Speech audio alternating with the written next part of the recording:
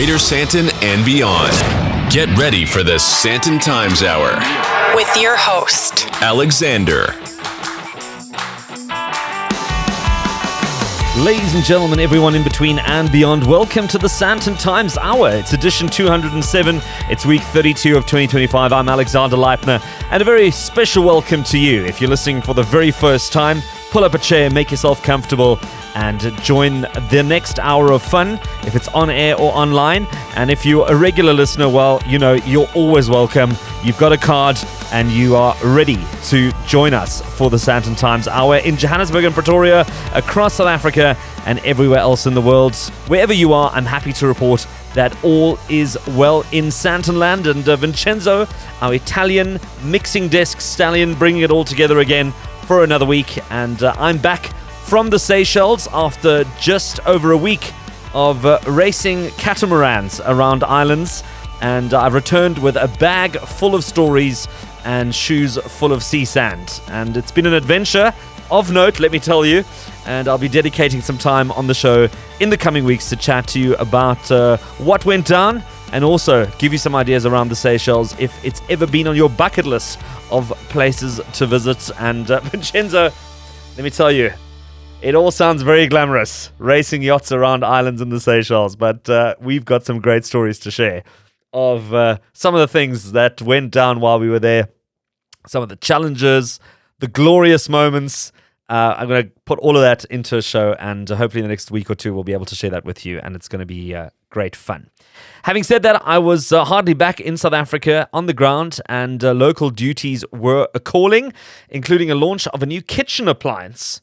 Can you believe it? An Omni cooker called Tookit, and it lets you make thousands of dishes in just this one machine. It's literally like I don't know how to describe it, like a pot in a sort of machine thing, and it's got a screen, and then you select your recipe, and it tells you what you need to put in at what time, and it does it all for you. And I couldn't believe some of the things that came out of it. We had a very talented young lady, Ashlyn Scott, who navigated us through some of the dishes, and let me tell you, fantastic. I couldn't believe the things you could make in this thing. Then NH Sandton celebrated its first birthday with a bit of an opskop here in Sandton, a bit of a winter wonderland theme, and congratulations to the team there on a major milestone. And it looks like the hotel has settled in very nicely, and I must say, hats off to the head chef at NH Sandton. The food was spectacular as well. What a spread. The Nick Rabinovitz made a return to Sandton Theatre on the Square. He's got a new show running just for a few days. So if you want to catch that, that's on. And I also had a chance to see the ever-talented Jonathan Rocksmith, who was on form as always. And I think the people who went to go see him know exactly what I'm talking about.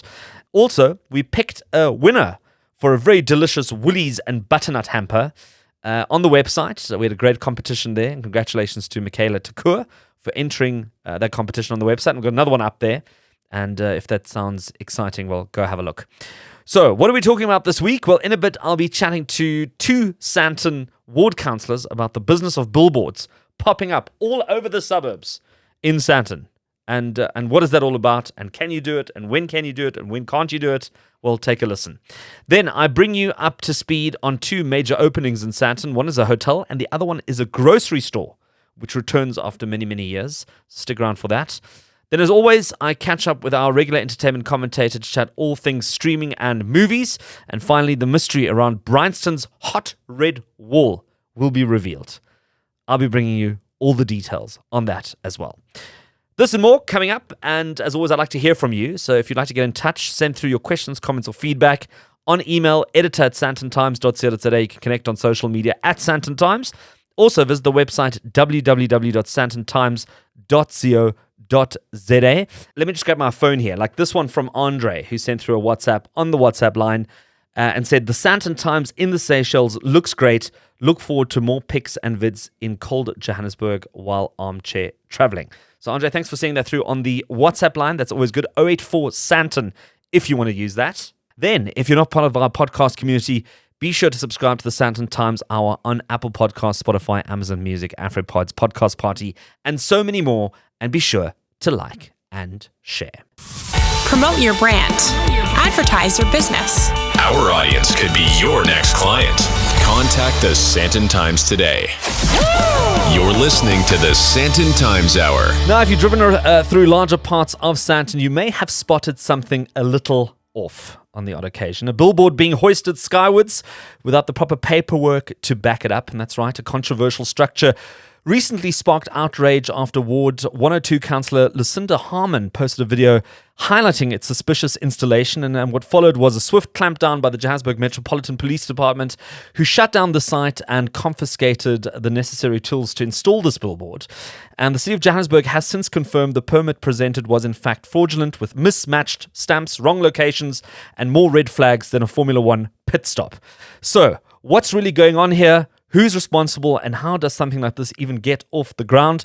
Well, joining me now to unpack this urban mystery and talk billboard blunders, city bylaws and enforcement challenges is Ward 102 Councillor Lucinda Harman and Ward 94 Councillor David Foley. Welcome to the Sandton Times Hour. Thank you very much, Alex. Thank you, Alex. Lucinda, maybe if we kick off with you, because you were at the point of highlighting this particular billboard incident. What exactly happened? Because we do see this on a regular basis. People sort of on the side of the road putting up pillars or something that looks like it could be some sort of outdoor advertising, but nobody really ever looks into it deeper. Yeah, I think there've been a number of them running up to it. And funny enough, David Foley and I were at the first one in my ward. We were coming back from council, and he said, "Whoops, there's digging going on there." And that's how I first become aware, because I was as a newer councillor. So I've taught the residents to look out for digging. And suddenly I got residents, but they were one day late. So they gave a head start to these guys for 24 hours. And suddenly I realized there was not really a problem. And the process you go through is you generally have to phone JRA, Johannesburg Road Agency, and you've got to ask, is there a way leave for this particular construction to happen? If you get a no, then you go to outdoor advertising. You ask outdoor advertising, do they have approval to be doing this? And if that's a no, it's a double no, it's illegal.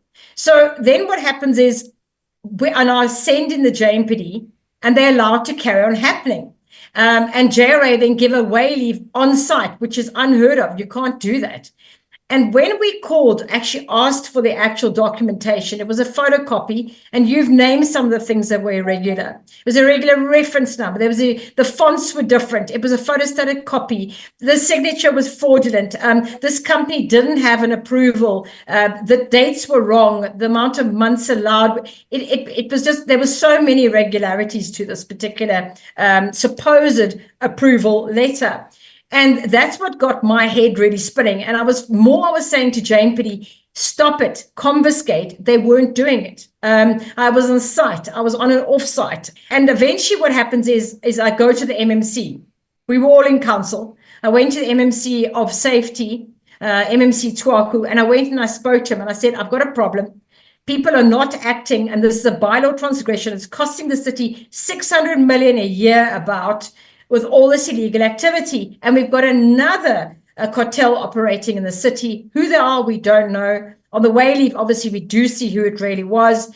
That was the false way leave that we eventually got hold of. And so that is when the red flag started spinning.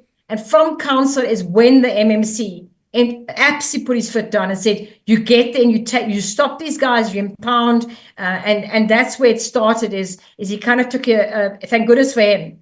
We actually got somewhere and we actually got it stopped. Now, David, in this particular instance, there was clear intention to sort of mislead and try and get something installed on some sort of professional level with the wrong paperwork.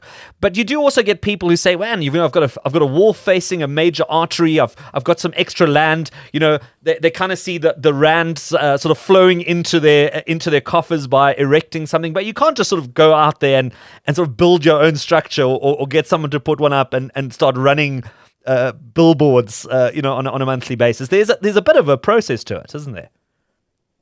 There's absolutely a process. I've had quite a few signs been put up over time. In fact, between 50 and 20, I've stopped over time.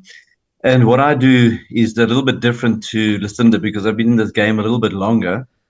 So all of my groups, I am made aware very quickly whether somebody's digging a hole or whatever it is. And yes, there's absolutely a process to follow. It's the application process, which takes a little bit of time. And there's been some changes in the development planning and the outdoor advertising, and sometimes there are delays. So then people take it upon themselves to actually just go ahead. And without the approval document, they cannot go ahead. They cannot even take the first spade of soil and open up the ground, so to speak. You know what I mean? So I think what they always have to do is have all the paperwork on site with them, and that will not only be the application, but the actual approved application, which states very clearly. There was a lady in outdoor advertising which worked very well with me, plus the Gauteng roads, because we're talking mainly about provincial roads like Winnie Mandela, Witkoppe and Cedar and things like that, where, there's a lot of people driving past, and it's the perfect place to be putting up a sign. And, she would arrive there and say, this isn't approval. Please stop now. And then Gauteng roads will come there. They'll start breaking down the structure. And of course, they do this in the middle of the night. The equipment, digging holes, throwing cement, etc., etc. And then the next night or two, when the cement is set, they would have a massive crane there putting up this massive sign. And of course, people drive past, think it's normal and things like that. The problem is once it's up, once that steel concrete frame is up, it's very difficult to remove it. And the city hasn't got the facilities or the cranes and all that kind of stuff to do that effectively. So people know that, and then they try to get away with it. This is where the public makes such a difference by highlighting it when the hole has been dug. You're out there in a flash, get hold of the guys, then I call the JMPD, outdoor advertising, Gauteng roads, and there's a couple of times that the people were arrested and all of the equipment, even a large crane, was impounded. So yes, you can't just go ahead to answer the initial question. You need to follow the process. It's all got to be signed off. And like Lucinda said, the challenge here is some of the documentation is now being forged. I got a letter from one just the other day where it's signed off by the Executive Director of Development Planning, Eric, and it seems to be fraudulent as well. Very interesting. And I suppose there's also a bit of a check that needs to happen as well from the advertiser's perspective. So the brands that are taking up these opportunities to probably also check the paperwork of the suppliers that they're dealing with, because otherwise they might find themselves with a billboard bill, but no billboard up on the side of the road. Lucinda? One way to do it is to call out those that have got illegal advertising, meaning the brands, the companies that are doing it. I mean, I had a situation where it was an estate agent that put it on the middle island of Peter Place, blocking visibility of drivers. That was last week. And that was done by them themselves. So it's no ways they didn't know. But I think that brands need to start taking a little bit more responsibility and stop going to the cartels that are illegal and start to go through reputable contractors that are putting it up and have actually got the actual necessary approval. I've stopped two. One was on Republic and Bromfisher. Mine is different in Ward 94. I've got no provincial. I've only got under the municipality. So I'm different. So just to understand, Winnie Mandela at the N1, so David and I, we come up to the N1, and on the one side, it's only municipal. On his side, it's all provincial. So it changes. But it's really important for people to understand the process that goes in, deal with reputable people, call out who this cartel is that's running amok, because that one board on Corner Republic and Bromfisher was 2.8 million rand that changed hands, and it was fraudulent. So you've got people paying in goodwill without knowing the processes, or are just putting up whatever they want. And we've got, in real estate right now, I've got a lot of boards that are being ripped down because they are putting it up on grounds they're not allowed to be putting up with no approval, thinking because they're in the real estate, they can put up anything they want. And these are big sleeper, posts on main traffic areas where they pick on. And the thing is, we have to take this more seriously. Is it naming and shaming companies that do it? I'm not particularly sure how to get the message more loudly across the fact of following the bylaws and doing things the right way with the right people. Well, there you have it. Buyer beware before you put up a billboard or advertise on a billboard or think that this is an easy game to get into. Ward 102 Councillor Lucinda Harman and Ward 94 Councillor David Foley giving us a bit of insight there. And once again, if you do see some structures going up and you're not quite sure if that seems like it's a good place to put it or an interesting place to put it, check in with your ward councillors and make sure that process has been followed and the right paperwork is in place. And thank you so much for joining me on the Sandton Times Hour. Absolute pleasure, Alexander. We're going to take a quick break and more of the Sandton Times Hour 919 right after this. You're listening to the Sandton Times Hour. A video reel that has been blowing up on our Instagram account is that of the opening of the new Park Hyatt Johannesburg, situated in Rosebank. And when you go have a look at this clip, you will know what I mean when I say this space is absolutely gorgeous. And I caught up with the new general manager, Mitch Gemmell, to find out a little bit more about this property. This hotel was previously the Winston Hotel, 31 bedrooms. Sir Herbert Baker building, built in the 1930s. We've kept the main structure of the building, and then all the floors in the rooms are all original floors, staircases, original staircases. It's been branded as a Park Hyatt Hotel. It is an extremely high-level luxury brand. Smallest Park Hyatt in the world. There's only 47 of them in the world. It's the third one on the African continent, and it's the only one in South Africa. So the brand focuses on luxury experiences. Interior designing was done by Stephen Falk. A residential feel. There's a big focus on art. There's a big focus on the culinary aspects, your food, your beverage. 2 suites, and then we've got our spa suite. 20 suites in the courtyard area, and then the remaining suites are in the main hotel building. So our restaurant is called Room 32. We've got the 31 rooms, and then Room 32 is a place for everyone to come together. It's a lot of international influences, but our main focus is local, farm to table, and we've got an incredible culinary team that's taking us on this journey. That was General Manager Mitch Gemmell.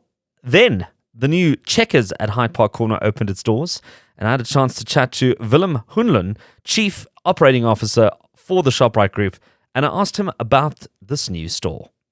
Pick n Pay couldn't make it here, and we've been looking for space here for a long time, and when we got the opportunity, we took it with both hands, because we know we can make money here, and the customers is here. So this is a bit of a return story though, because I remember growing up in Hyde Park, and I remember there being a Checkers here back in the days in the old Hyde Park Corner. It is, but the Checkers of the old days and the new FreshX Checkers is a total different group. A trolley for trolley disappeared a long time ago, and we've moved on. That's why we are forced to be reckoned with. You've taken up an enormous amount of space, and maybe you can tell us a bit more about the numbers. But what makes this particular Checkers unique to maybe some of the other Checkers that you have in the region? I don't think it's unique, but where the centre is and the LSM in this area, you must be stupid not to take the opportunity. We also know where the money is, and the money is here, so you just have to take it and give the service. And it's not easy, and things have changed. A lot of people don't shop food in big shopping centres anymore. It's going a lot more convenient. So you have to be a total point of difference. You want people to come and shop here and experience the shopping, and do a shop that supply everything. So and give you experience. So what are some of these spaces that you've created within the store? It's like we all know the Gen Zs. They demand that health is a big thing with them, and we got a massive health section. We cater, we got the Italian, we've got a Greek section here, we've got a Kuwai, also catering for the new generation. And then for the kids, we partnered with different people, at different stores we partnered with different, we got Krispy Kreme, and there's a customer for that too. And that's all part of the excitement, And then we've also departmentalized our stores. So we got wine in a separate section, walking from the cheese to the wine. We've got pet together. We've created areas in a supermarket that we're actually making a statement, and people say, wow, if you want to be successful in brick and mortar shop, we all know, and we're massive online on 6060, you have to make stores more exciting. These floors cost a lot more money than a tile floor, but the customers love it. It's like they gliding on these floors, So it's small things that really makes. Even if you look at a butchery, it's like we're trying to go back to the old days, where you can actually buy meat over the counter. Say, give me 5 loin chops, People just don't want the pre-pack. Give me a kilo of min. So we bring a lot of old style supermarketing back to. So it's like things evolve, There you have it, Willem Hunlun, Chief Operating Officer of the Shoprite Group, chatting about the new Checkers at Hyde Park Corner. Now you're up to speed on some of the latest, and as always, more up on social media and, of course, on our website, www.sandtontimes.co.za. You're listening to the Sandton Times Hour. And as we head into the second half of the Sandton Times Hour, my name is Alexander Leipner, and if there's anything that sounded good on the show, didn't get all the details, but you want to find out a little bit more, well, don't forget to visit the show notes on the website, sandtontimes.co.za, for a detailed breakdown of everything discussed on this week's edition. And I promise we try and get those up as soon as we can with as much detail as we can. So please forgive us if it takes a little bit longer. But if that is something that you don't want to wait for, well, you can head on to the social media platforms and follow the Sandton Times on social media. And don't forget to save the WhatsApp number 084 Sandton. That's 084 726 3866. And feel free to send through your voice notes, text messages, and so much more. And that's our exclusive Sandton Times number to save on your phone and use for future reference. Now we link up with our entertainment commentator, Tat Wolfen, as we do every single week. And Tat, this week we're diving into a bit of Showmax entertainment for a change. Hey, Alex. Yeah, we are indeed. There's a whole bunch of stuff on Showmax. I thought I'd just pick on a couple of interesting things. Cool. One of which is that they are carrying the original seasons of Frasier, which had run from 1993 to 2004. And I think that you were a fan, because I remember once at a party that you sang, it might have been after a couple of beers, but you did sing the closing credits song from Frasier. What's that? Would you Tossed care to salad do and that scrambled again? eggs. Maybe what we should do is we should actually end off the show with that track. Maybe we'll do that. But that would be brilliant. That's great to hear, because I've actually just binge watched the season 1 and 2 of the latest rendition of Frasier, and I think we both have chatted about this and said it's not quite the same as the, let's call it, classic Frasier of the 90s, but very appropriate and a good coup. Yeah, it's not at all bad, is it? It's still enjoyable. Yeah, a totally different story, obviously, different setting, different time, but very, very laid-back watching. But the original seasons of Frasier, I'm going to put that up there with best TV programs ever. There would be Frasier, there would be Seinfeld. From the UK, there would be Royal Family, Royle, Royal Family, as like the best TV shows ever. I mean, it was crammed with these intelligent but laugh out loud, funny lines. Often while I'm watching Frasier, because I'm going through the whole lot, from zero up. And often a line is so good that I actually pause the show so that I can savor it like a good pudding or a good wine, Such brilliant writing. I think what complemented that brilliant writing was the choice and the casting of actors, because they also just deliver those lines so beautifully. I mean, Niles was his brother, I think, and then his dad. Yes. I mean, it was just tremendous. Martin. Well, of course, both Frasier and his brother were very pretentious, weren't they? Good-natured, but terribly pretentious. And his brother, David Hyde Pierce, had that stiff jaw, didn't he? Very controlled delivery. But both of them were very conscious of their position in society and the operas that they would attend and the wines that they liked. And then, of course, the contrast would have been the wonderful and the late, great John Mahoney as their dad, Martin, who was this working class ex-cop who's always rolling his eyeballs at his hoity-toity sons. I mean, it was just... And Jane Leaves, who played his physical therapist. And she had this stunning Mancunian accent to the degree that even Brits thought that she was a British actress. She's American. Oh, wow. I didn't know that. And she was just so charming as well. No, really, if you haven't seen Frasier ever, consider it a hole in your education. Or if you have, I think it's really well worth revisiting on Showmax. Absolutely. Listen, I mean, if there's anything to watch again, that one is certainly one that you probably has stood the test of time when it comes to TV series. Completely. It hasn't dated in the slightest. Okay, brilliant. And then there's this, you say, brilliant. I'm going to pick up on your brilliant. I see you're brilliant, and I'll give you an excellent. Okay, go for it.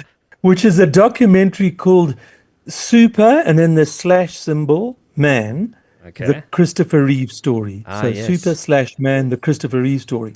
Now, Christopher Reeve was, for those of us who are old enough to remember, was everything and anything that any man could have wanted to be. He was astonishingly good looking. I think he was something like 6'4" in height, charming, articulate, a talented actor. And when he won the audition for the 1978 Superman, he didn't realize that he was going to be catapulted into superstardom such as he could never have imagined. He was an off-Broadway actor. And when he told his colleagues, who included actually William Hurt sort of muttered something about, yeah, well, you're capitulating to the system. You know, you selling out to Hollywood. Of course, William Hurt also went on to become a famous Hollywood actor, although not in that same sort of superstar bracket. But yeah, so he went almost overnight from being an unknown actor, really, to being the darling of the world. And I think he deserved it. As I say, he had the looks, he worked to get the physique to be the right Superman. As you'll see in the documentary as well, he brought these elements that really made this Superman so believable that, even when I speak to these youngsters of today who are raised on the Marvel movies and the current superhero movies, so many of them will say to me that one of their favorite superhero movies is the 1978 Superman. The original, It still stands out there. And they didn't have CGI back then, but they pulled it off beautifully. And then what happened? The horse riding accident that so many of us know about. He was a very sporty guy, yachting, horse riding. If it was something physical and outdoorsy, he was into it. And then, of course, he was riding a horse which stopped at a jump, and he just went right over the horse's head. And, it broke his spinal cord. Apparently, if it had been millimeters to the left, he would have died right out. Can you believe it? Yeah. If it had been millimeters to the right, he would have just stood up and gone, oh, that was stupid, let's try it again. Goodness.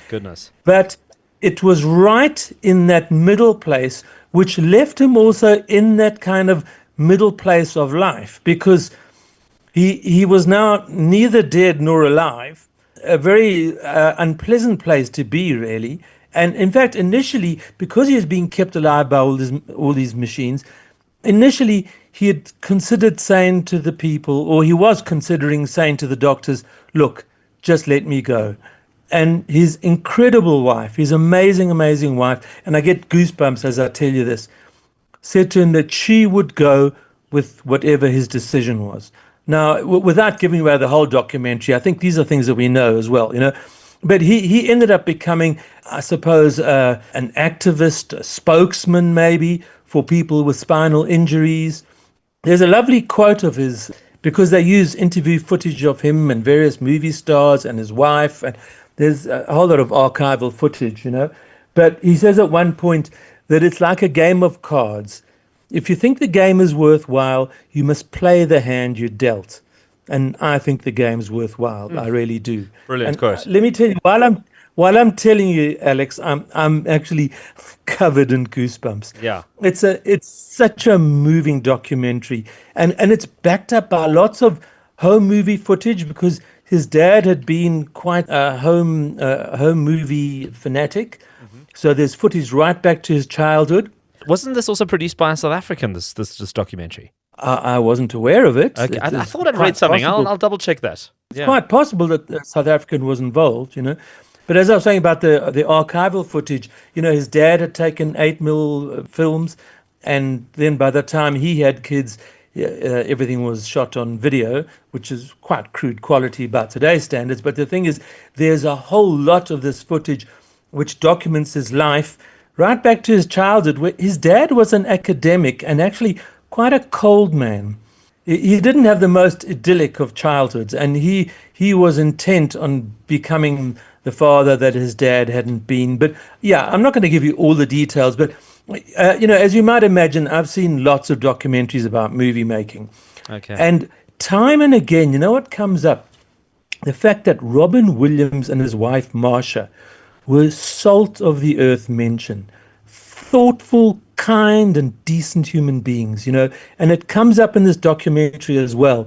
And, Robin Williams regarded Christopher Reeves as a brother, and he helped him a lot in material ways during those troubled years because, the Superman money wasn't going to last forever, and he couldn't have been paid huge amounts because he wasn't a big name when the movie was made. And the movie makers also had no idea that the movie would become that popular. So, he couldn't have made obscene amounts of cash. The money situation was not great after his accident. Obviously, there would have been people who came to his assistance, but Robin Williams was always there for him, not only in financial help and stuff, but also emotionally. A worthwhile documentary. And I think as a closing thought, I think it's ironic and yet powerful that the man who was catapulted to worldwide fame because of this persona that he occupied of a man who could perform superhuman physical feats became a true hero in the real world once he actually lost the ability to perform almost any physical action.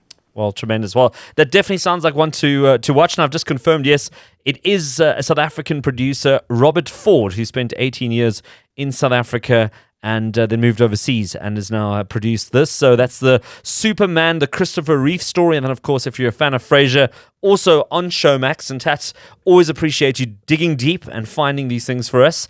And let's do it all again next week.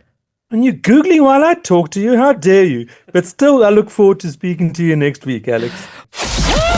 You're listening to the Sandton Times Hour. So I've been kicking the proverbial can down the road when it comes to a story that has been blowing up on social media, and it's about this red wall in Bryanston. And everyone's been posting about it, and everyone's been debating it. It's been on all kinds of media platforms, and I've been biting my tongue to not jump in on the unknown because, quite frankly, up until now, no one's really understood what the point of this red wall in Bryanston is. And there's been so many theories, and there's brands that have sort of taken ownership even though it's not their wall, and there's been all kinds of theories. And I said, you know what, let's just take a step back, let's see what happens, and to really add a bit of credibility to the entire thing, let me actually get somebody on who can maybe give us a little bit of an idea of what this red wall is about, who's behind it, and what the real meaning of it is.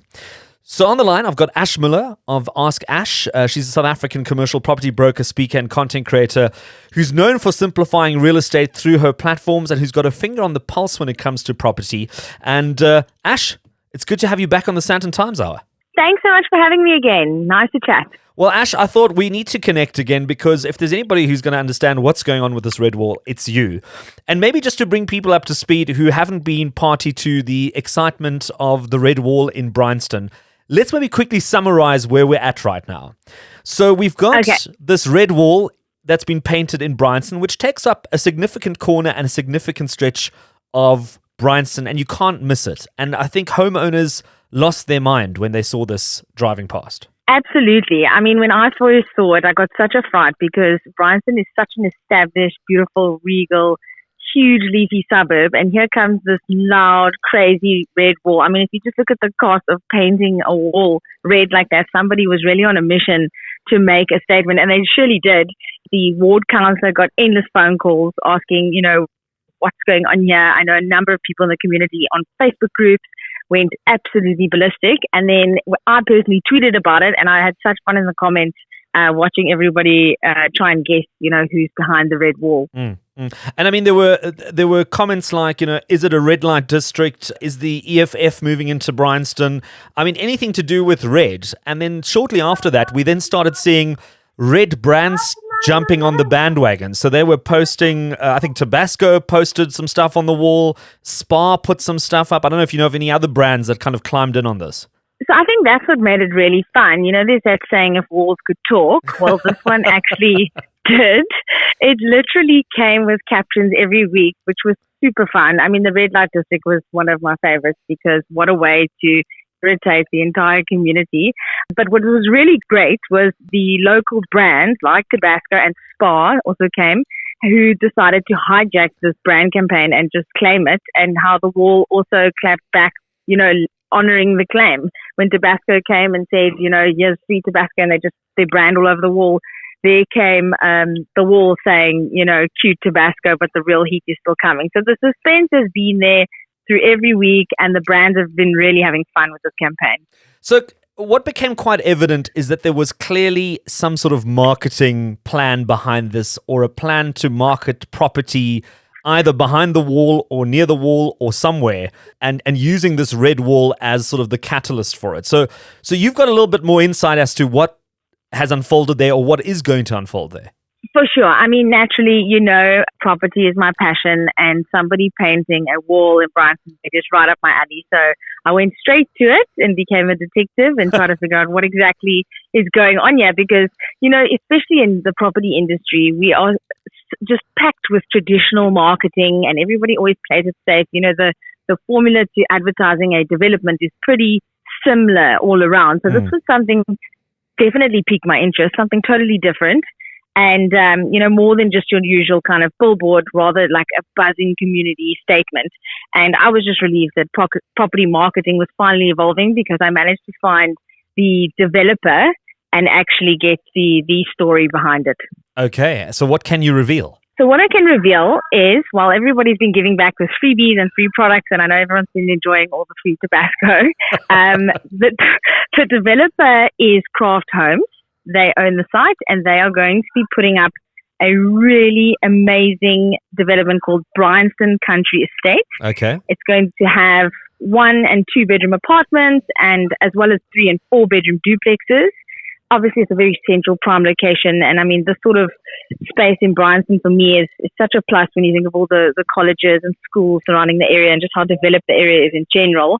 So I can see it being a pretty stunning development to come.